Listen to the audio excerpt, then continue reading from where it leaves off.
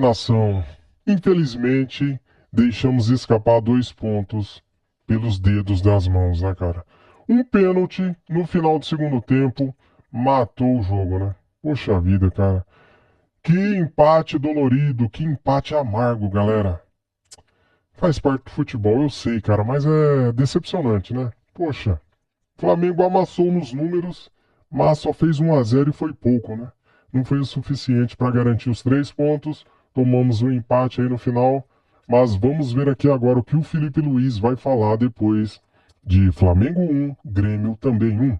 As imagens são da Flamengo TV, link na descrição como créditos. Vamos lá. Era Brasil, Damas do Esporte. Desde que o Flamengo, em 2019, né, foi aquele sucesso todo, na maioria dos programas esportivos sempre há uma comparação usando o Flamengo de 2019 como uma referência, né? Foi assim com o Atlético Mineiro, Palmeiras, o próprio Botafogo passou por isso. Mas hoje, o seu Flamengo de 2025, pelos números, é de fato superior ao Flamengo de 2019. Você tem um saldo de gols melhor, você tem mais pontos nesse até o último jogo da última rodada. Você tinha mais saldo de gols, mais pontos nesse mesmo momento da temporada. Eu queria saber se você acha que o seu Flamengo atingiu a maturidade ou se ainda tem a evoluir. Queria que você falasse um pouquinho sobre a sua visão do time nesse momento da temporada. Flamengo de 2025 é o Flamengo de 2025, não se compara com nenhum outro ano da história do Flamengo. É um Flamengo que quer fazer história, que quer tentar ser campeão e que tem uma longa caminhada pela frente. Temos que pensar simplesmente em ganhar os nossos jogos e tentar ganhar o máximo de jogos possível para tentar ficar na frente de todos os adversários para poder ser campeão. Esse é o nosso objetivo, não se comparar com outros anos, nem com outros números, tentar fazer a nossa história. Boa noite, Felipe. Boa noite. Aqui, Sidão Marinho da Litoral News. Queria que você fizesse uma análise da partida de hoje, qual o sentimento que fica após esse empate no gol de pênalti, e também sobre as alterações que você fez. O que você buscou, por exemplo, na saída do Pedro, a entrada do BH, foi porque ele estava cansado, ou uma formatação diferente para essa equipe do Flamengo? Obrigado. Não, o jogo de hoje foi um jogo onde fomos muito superiores. Tivemos muitas chances de fazer gol, um volume muito grande de jogo. Verdade que jogo muito parado, né? Muito parado muitas vezes. É o jogo tipo do jogo que eu não gosto. Mas criamos inúmeras chances e o mais que o suficiente para fazer o primeiro e também para fazer o segundo. E num lance difícil, duvidoso, acabaram empatando, né? O futebol brasileiro é muito complicado, muito difícil, o Campeonato Brasileiro é muito difícil, mas foi um jogo onde realmente merecíamos vencer, merecíamos um resultado melhor. Infelizmente não veio, e levantar a cabeça, pensar na próxima.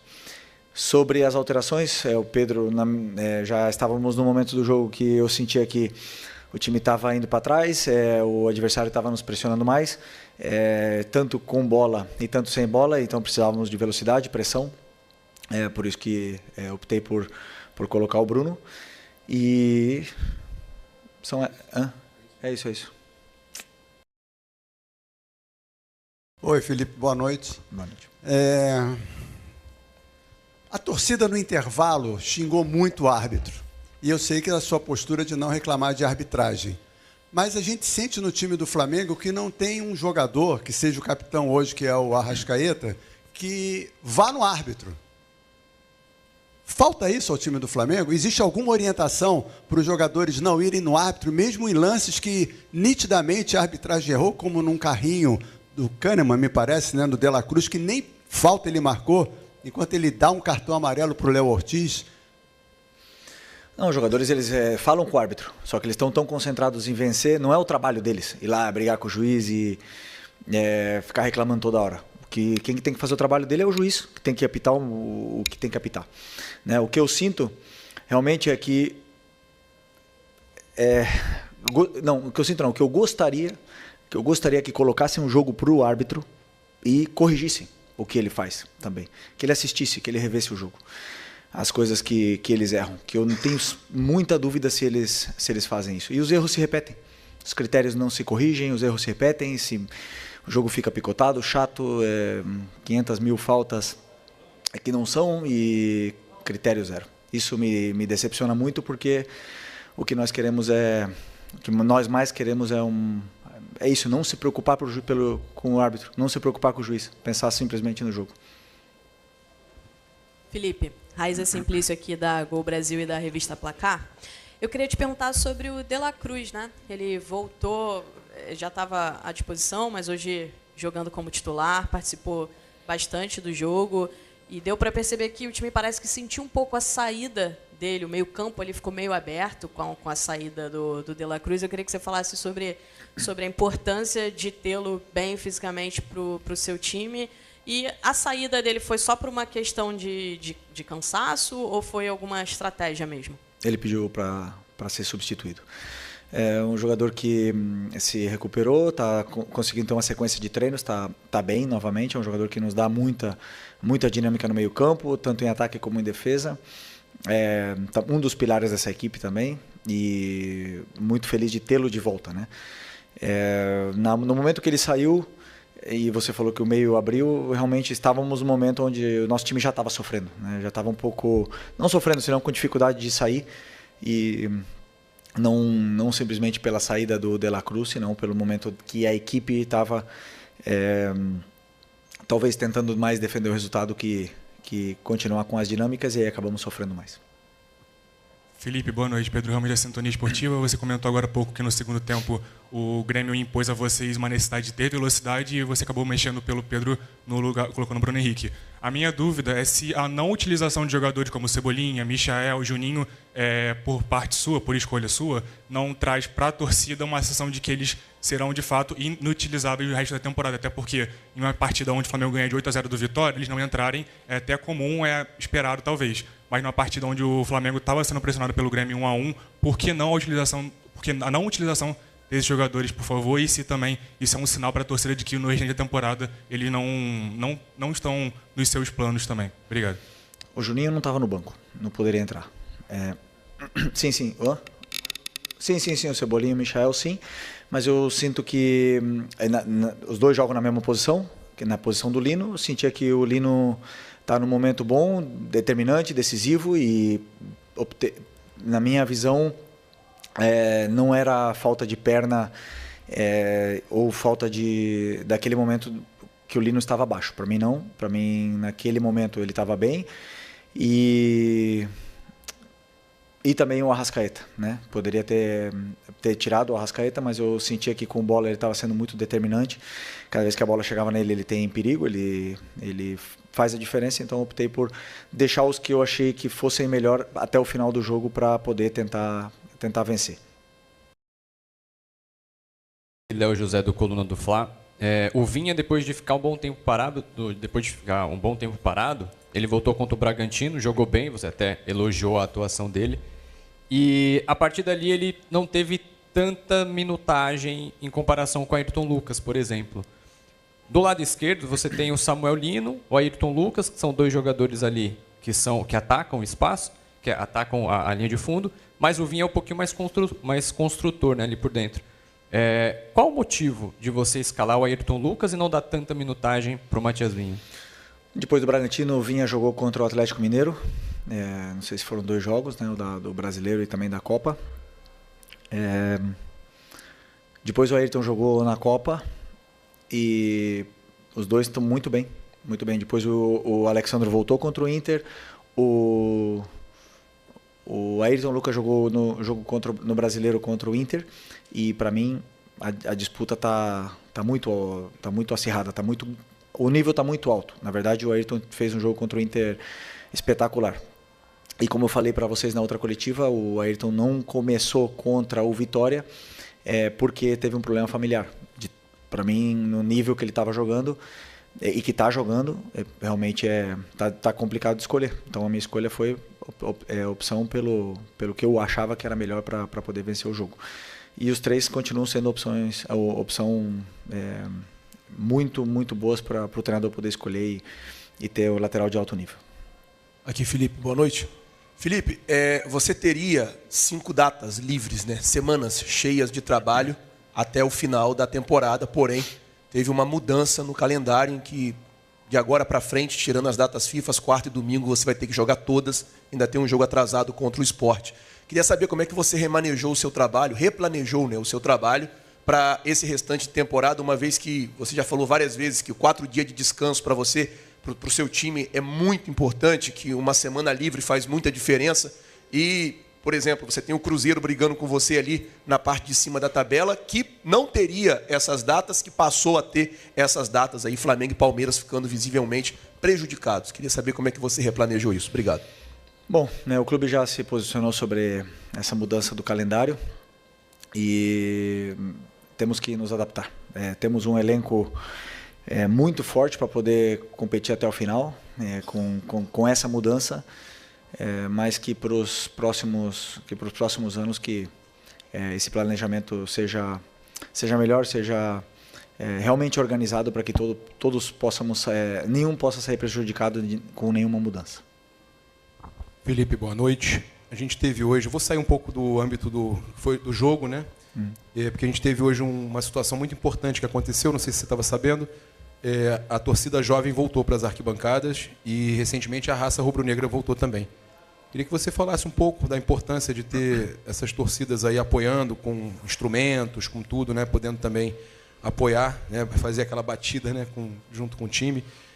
Como é que você vê esse retorno das organizadas do Flamengo, né? E inclusive nessa reta final aí de temporada? Bom, é importante que o Maracanã esteja sempre lotado, que a torcida entenda que precisamos deles, precisamos do apoio, que a torcida nos empurre junto, porque não vai ser fácil, esse Campeonato Brasileiro não é fácil. Depois de uma goleada, já conhecemos bem o que é o Flamengo, né? E depois das derrotas também. Existe uma euforia muito grande, mas é importante que o torcedor saiba que quando venha para o Maracanã, nós pedimos para que venham empurrar a equipe, né? Não simplesmente esperar outra goleada, né? Então é muito importante para mim que esses torcedores entendam isso e que venham para apoiar, porque precisamos muito da torcida até o final, que tenho certeza que eles vão fazer a diferença nessa mudança aí que aconteceu. Boa noite. Claro que um gol muda muito a cara do jogo, eventualmente, não só pelo que representa para o time que faz, mas no plano do adversário. Em dado momento, o plano defensivo do Grêmio, praticamente só defensivo, já não servia mais porque era o jogo. Só que o jogo acaba ganhando muitas características diferentes, né? Como é se reprogramar dentro de campo para jogos diferentes que existem dentro de um jogo? Por exemplo, era o tempo todo o jogador do Flamengo, provavelmente sabendo que era um jogo que ele retomava a posse de bola, enfrentava uma defesa fechada, um adversário que saía de trás mais com bola longa, saltando a pressão do Flamengo, e de repente o adversário está tentando ficar um pouco mais com a bola, com o Cristaldo, com o Pavão, com o Aravena, tentando ficar um pouco mais com a bola, e aí você precisa tentar pressionar. A sua saída de bola, que não era pressionada, de repente passa a ser pressionada desde o tiro de meta. É difícil passar de um jogo a outro dentro do jogo, e por isso você acha... Isso é parte do desafio naquela parte final do jogo, que o Flamengo, com a vantagem, teve um pouco mais de dificuldade para gerir o jogo? Não, eu sinto que o Grêmio, a única forma que o Grêmio tinha ou escolheu para tentar machucar a nossa equipe foi com lançamentos em profundidade, na qual controlamos bem quase todas, né? Até mesmo a do pênalti do Ayrton. Não ia acontecer nada. Foi uma bola que ia para trás, no pé do nosso jogador. Então, não estavam machucando. Mesmo com essas mudanças e com a forma de jogar, eu não lembro de ter um chute no gol do Rossi, assim, sinceramente. E nós com bola estávamos com mais facilidades ainda, com exceção do tiro de meta, que é verdade que eles subiram as linhas e pressionaram mais. O tiro de meta é uma bola parada, mas depois, conforme nós tínhamos a bola e o controle, os jogadores estavam até tendo mais facilidade para poder criar jogo e chegar na área do Grêmio com mais facilidade. Depois as escolhas não estavam sendo as melhores e acabava partindo um pouco a equipe, e esse ida e volta começou a acontecer e não nos favorecia, né? E principalmente com esses lançamentos em profundidade que o Grêmio escolheu para tentar machucar a gente. Então, como eu falei, com a construção em si, não estavam machucando muito a nossa equipe, mas sabíamos de todas, treinamos todas as fases, treinamos também a equipe defendendo em bloco baixo, e até, como eu falei, não lembro da equipe ter sofrido, mas uma fatalidade aconteceu o pênalti, que foi a única chance que eles tiveram, e com isso o empate. Felipe, boa noite. Eric Viana, do Mundo Bola Flamengo. Depois da goleada contra o Vitória por 8-0, você disse que mesmo numa goleada, toda partida indica pontos que se possa melhorar e evoluir, enfim. E agora o Flamengo encerra com esse empate aí, a parte pré-data FIFA da temporada, vai ter uma pausa agora. E a minha pergunta é o que fica para melhorar, o que você pode analisar dessa partida que o Flamengo precisa melhorar para a volta da data FIFA, trabalhar bem para voltar mais forte aí da data FIFA. Obrigado. A partir de amanhã começarei a analisar o que foi o nosso jogo, e analiso e aí decido os principais pontos que nossa equipe tem que evoluir. Mas eu repito, o resultado foi 1-1, mas o jogo não diz isso. Nós fizemos muitas coisas boas, fizemos um jogo tanto defensivamente como ofensivamente muito bom, muito mais que suficiente para poder sair daqui com resultado positivo. Então o resultado, ele não me engana. Eu sou muito realista com o que acontece no campo, mas com certeza no 8-0 eu tinha coisas que corrigir e agora nesse jogo também teremos coisas que corrigir, também já visando o próximo jogo contra o Juventude lá na frente. Do desflá. Hoje você tinha 2 desfalques importantes no meio de campo, um deles que já está há mais tempo fora, né, que é o Pulgar, e o outro o Jorginho. Queria saber como você não ter esses 2 jogadores afeta a sua preparação tática para uma partida, já que você é um treinador propositivo, que gosta de jogadores ali que têm essa capacidade. Como afetou o seu estilo de jogo não ter nem no banco essa opção no segundo tempo? Não, todos eles têm o mesmo conteúdo tático, todas as peças. Temos agora 6 volantes, Eric, Jorginho, Saul, Everton, Alan, Nico, 6 volantes. Todos eles têm o mesmo conteúdo, né? Então todos eles têm características diferentes e têm formas de aplicar esse conteúdo que é passado de forma diferente. E eu escolho sempre o que eu acredito que é melhor para a equipe. Claro que já falei para vocês outras vezes que o Eric é um pilar e estamos todos querendo e desejando que ele volte. E o Jorginho, vocês já sabem da liderança e da importância que ele tem dentro desse elenco, mesmo com pouco tempo aqui. Mas o time fez, os volantes que jogaram, tanto Saul como o Nico, fizeram um excelente jogo, controlaram, criaram, marcaram muito bem, fizeram tudo que eu pedi, e o Everton entrou realmente já no momento onde nossa equipe estava sofrendo. Mas o conteúdo para eles é o mesmo. Boa noite, Felipe. Júlio Miguel Neto, da Rubro News TV. Felipe, depois de muito tempo, o Michael voltou a aparecer no banco de reservas, né? Recentemente, você até mesmo na coletiva disse que eventualmente sairia alguns atletas, né? No caso, teve a saída do Lohan, do Matheus Gonçalves e do Vitor Hugo. O elenco está fechado para saídas. Haverão mais alguns outros atletas que vão caminhar em outro local?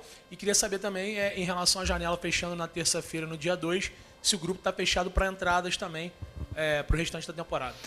Bom, essa é uma pergunta para o Boto, né? Que é uma pergunta para a diretoria sobre entradas e saídas.